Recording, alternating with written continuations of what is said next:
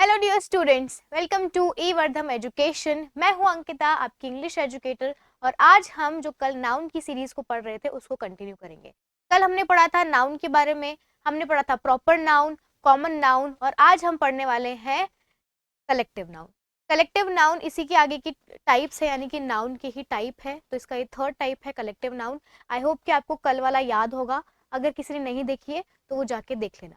Collective noun क्या होता है? आपको कलेक्ट वर्ड से समझ में आ रहा होगा, कुछ इकट्ठा करना। ठीक है, कलेक्शन मतलब बहुत सारी चीजों का कलेक्शन, जिसमें एक नहीं होगी चीज, जिसमें एक से ज्यादा चीज होगी तो उसको कहेंगे हम कलेक्शन। कोई अपने कॉइन्स का कलेक्शन करता है, कोई बुक्स का कलेक्शन करता है, यानी कि उसमें एक से ज्यादा चीजें। तो कलेक्टिव नाउन के अंदर जब एक से ज्यादा चीजें होती हैं और हम उसको कॉमन नाम दे देते हैं या कॉमनली डिनोट करते हैं, उसको हम कलेक्टिव नाउन कहते हैं। Collective noun refers to a word or a group of people, animal, thing as a whole, यानी कि पूरा, as a whole, not a single unit, as a whole rather than an individual identity। यानी कि उसकी individual identity जो होती है वो कलेक्टिव नाउन में नहीं होती है, वो पूरा काउंट किया जाता है।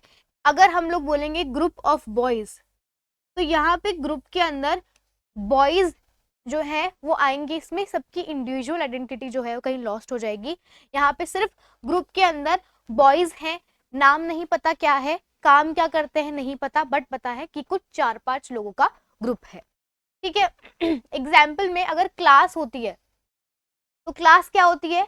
Class is a collective noun. क्यों? क्योंकि उसमें क्या होते हैं? स्टूडेंट होते हैं। जैसे a bunch of grapes, bunch of grapes में क्या है?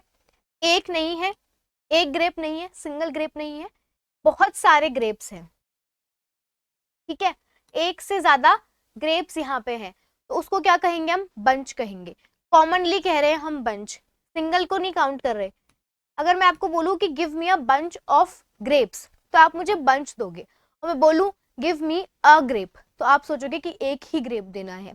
ठीक है, तो यानी कि मैं यहाँ कलेक्टिवली बोल रही हूँ कि मुझे पूरा बंच दो। उसके बाद हम देखें कि क्लास, तो क्लास में क्या होता है? स्टूडेंट्स होते हैं, 1 2 3 4 5, टीचर भी हो गई, बोर्ड भी हो गया, क्लॉक भी हो गई, एक पूरा सेटअप हो गया, तो हमने उसको कलेक्टिवली क्या कह दिया? क्लास। ठीक है, स्टूडेंट्स हुए कॉमन नाउन, कि कुछ लोग हैं जो पढ़ते हैं एक ही क्लास में बैठ के, तो क्या है? Common noun. क्लास क्या हो गई? Collective noun. ठीक है, क्लास है हमारी collective noun.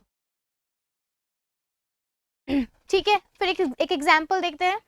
A team of cricket players, यानी कि टीम ऑफ क्रिकेट प्लेयर्स, ये आ गई हमारी टीम ऑफ क्रिकेट प्लेयर्स। ये हमारी इंडियन टीम है। अब हमने सबसे पहले पढ़ा था प्रॉपर नाउन के अंदर विराट कोहली को। ठीक है, हमने किसको पढ़ा था? विराट कोहली को पढ़ा था। क्या था Virat Kohli? Virat Kohli was a proper noun. मैं यहाँ पे इसको पी से डिनोट करती हूँ। विराट कोहली क्या है? क्रिकेटर है। क्रिकेटर कौन होते हैं? जो बैट से खेलते हैं, वो सब कौन है? क्रिकेटर हैं। एक पिच होता है, उसके ऊपर सब लोग बैट और बॉल से खेलते हैं, वो क्या होता है? वो उसको क्या कहते हैं? हम क्रिकेटर कहते हैं। अब बहुत सारे क्रिकेटर मिलके क्या बनाते हैं? टीम बनाते हैं। बहुत सारे मिलके क्रिकेटर क्या करते हैं? टीम बनाते हैं। क्या हो गया? Collective noun. Proper noun, common noun, collective noun. ठीक है, जब विराट कोहली की बात हुई तो प्रॉपर नाउन था। विराट कोहली क्या है? क्रिकेटर है, तो कॉमन नाउन हुआ। जब विराट कोहली बहुत सारे लोगों के साथ में इंक्लूड हुआ तो क्या हो गया? टीम बना ली। टीम क्या हो गया? कलेक्टिव नाउन हो गया। यहाँ पे रोहित शर्मा भी है, एम एस धोनी भी है, और भी जितने भी क्रिकेटर है सब इंक्लूड है। ठीक है, तो कलेक्टिव यानी कि एक से ज्यादा लोग, ऐसे ही होता है। एग्जाम्पल पे flock of ships, sheep, flock of sheeps, sheep होते हैं भेड़। ठीक है, उनका ग्रुप, उसको हम फ्लॉक कहते हैं, यानी कि उनका जो ग्रुप होगा उसको हम कहेंगे फ्लॉक। एक से ज्यादा, एक शीप को तो शीप कहेंगे, उसका नाम है। ठीक है, शॉन द शीप क्या है? प्रॉपर नाउन है। एक शीप क्या है? कॉमन नाउन है। और फ्लॉक ऑफ शीप क्या है? कलेक्टिव नाउन है। यानी कि भेड़ जो है उनका ग्रुप क्या होगा, भेड़ चाल होती है, उस पूरी भेड़ चाल को कहेंगे फ्लॉक। ठीक है, आगे आता है हमारा एब्स्ट्रैक्ट नाउन। एब्स्ट्रैक्ट नाउन क्या होता है, ऐसी चीजें जो हम लोग फील नहीं कर सकते, सुन नहीं सकते, देख नहीं सकते या फिर सूंघ नहीं सकते और टच नहीं कर सकते। ठीक है, जो हमारे 5 सेंसेस हैं उनसे हम उसको फील नहीं कर सकते, वो एब्स्ट्रैक्ट नाउन होता है। जैसे मैं बोल रही हूँ, मैं सच बोल रही हूँ, तो बोलेगा मैम इज स्पीकिंग ट्रुथ। तो क्या आप देख पा रहे हो ट्रुथ को? आप ट्रुथ नहीं देख पा रहे, आप ट्रुथ के एक्ट को देख पा रहे हो। और वो एक्ट क्या है, दैट इज, जब वो एक्ट हो रहा है तो वो वर्ब है। लेकिन जब आप ट्रुथ बोल रहे हो, आप उसको देख नहीं रहे हो, बट यहाँ ट्रुथ जो है वो एक नाउन है। आप उसको देख नहीं रहे हो पर वो एक एक्ट है। ठीक है, जैसे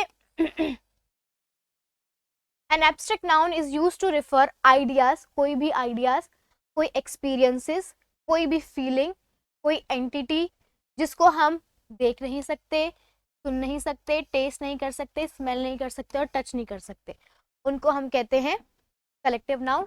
वो कॉन्क्रीट नहीं होते हैं, फिजिकल फॉर्म में नहीं होते हैं। क्या फिजिकल फॉर्म में नहीं मिलेंगे? जैसे बिल्डिंग होती है, बिल्डिंग क्या होती है, फिजिकल फॉर्म में होती है, ऐसे आपको नहीं दिखेंगे एब्स्ट्रैक्ट नाउन। टेंजिबल भी नहीं होते, वही टेंजिबल मतलब भी फिजिकल फॉर्म में नहीं होते, बिल्डिंग या कार की तरह। वो होता है करेज। इंडियन आर्मी बहुत बहादुर है, करेजियस है, लड़ती है, तो आप ये बोलोगे इंडियन आर्मी इज करेजियस, पर जब वो अपना किस लिए बोला आपने, क्योंकि वो लड़ती है, लड़ना उनका काम है, आपने उनको एक नाम दिया कि वो करेजियस है।